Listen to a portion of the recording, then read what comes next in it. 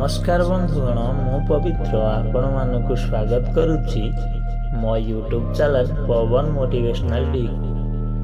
आज टॉपिक है नारी मानकर केउ छटी अंग को देखिले पुरुषर काम अग्नि जात होता है एवं से निजर भारसाम्य हराई बसी था।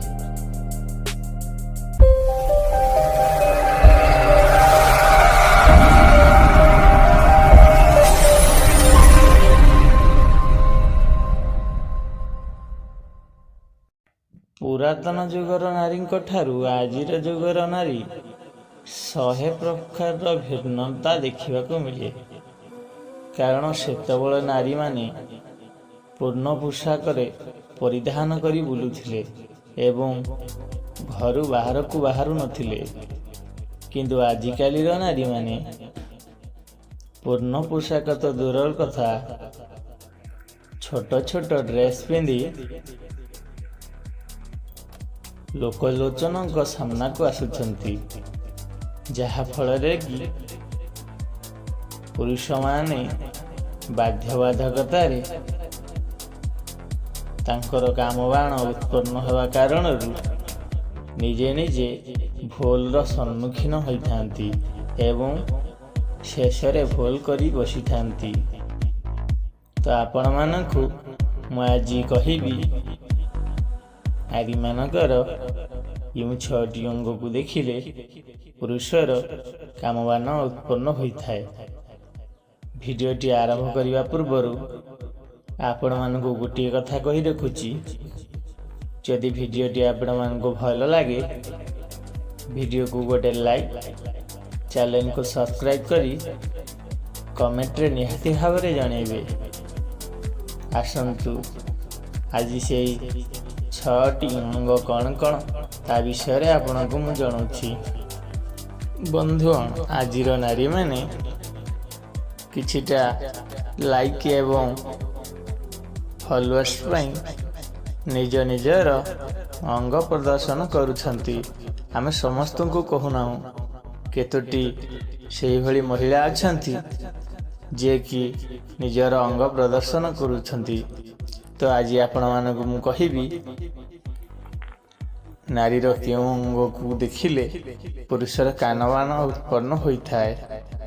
प्रथमतः केश, जहा को देखिले पुरुषर मति भ्रष्ट हो जाता है एवं से तार निजर भारसाम्य हराई बसी थाए। शेषरे बहुत किसी कांड कारखाना करी बसी थाए।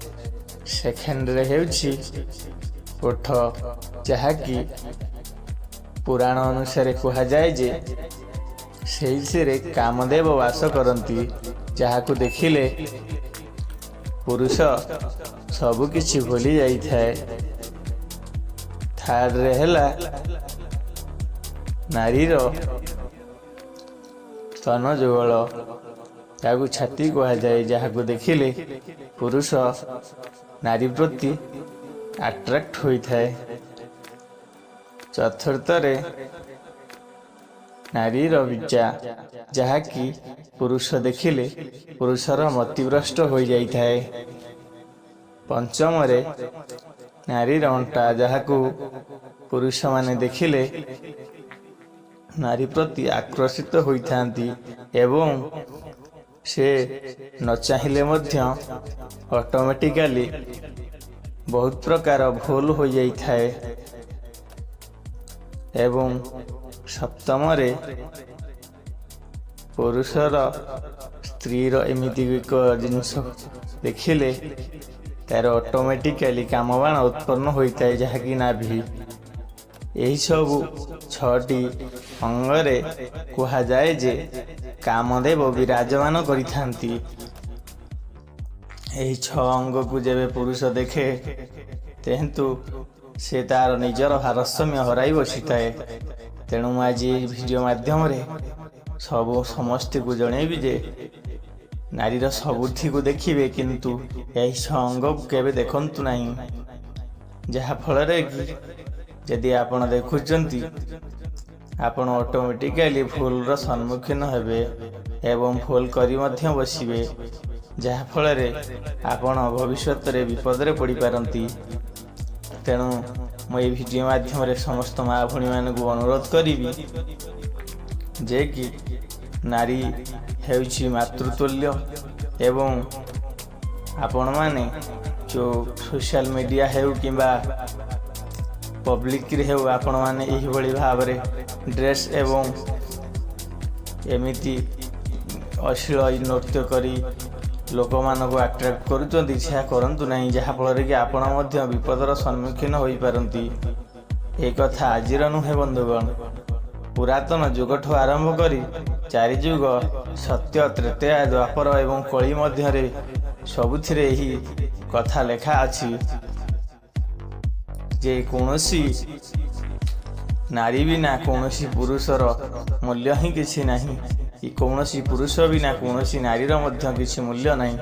ତେଣୁ ମୁଁ ଆପଣମାନଙ୍କୁ କହିବି କେଶ ଏବଂ ଓଠ ଏବଂ ସ୍ତନ, ଇଚ୍ଛା, ଅଣ୍ଟା ଏବଂ ନାଭିମଣ୍ଡଳକୁ ଭୁଲରେ ବି କେବେ ଦେଖାନ୍ତୁ ନାହିଁ ଏବଂ କୌଣସି ପୁରୁଷ ଏହାକୁ ଦେଖନ୍ତୁ ନାହିଁ, କାରଣ ଏହାକୁ ଦେଖିଲେ ଯେହେତୁ ସେହି ଜାଗାରେ କାମଦେବ ବିରାଜମାନ କରିଥାନ୍ତି, ଆପଣମାନେ ଯଦି ତାଙ୍କୁ ଦେଖିବେ ସେ ଅଟୋମେଟିକାଲି ଆପଣମାନଙ୍କୁ ଆଟ୍ରାକ୍ଟ କରିବ। ତେଣୁ ଭିଡ଼ିଓ ମାଧ୍ୟମରେ ଆପଣମାନଙ୍କୁ ଜଣେଇବି ଏହି ଭୁଲ କେବେ କରନ୍ତୁ ନାହିଁ, ଯାହାଫଳରେ କି ଆପଣମାନଙ୍କୁ ବିପଦର ସମ୍ମୁଖୀନ ହେବାକୁ ପଡ଼ିବ ଏବଂ ଆପଣମାନେ ପରିସ୍ଥିତିରେ ପଡ଼ି ମଧ୍ୟ ଭୁଲ କଲେ ସେ ଭୁଲ ଆପଣଙ୍କୁ କେହି ବୁଝିବେ ନାହିଁ, ଶେଷରେ ଆପଣ ବିପଦରେ ପଡ଼ିବେ।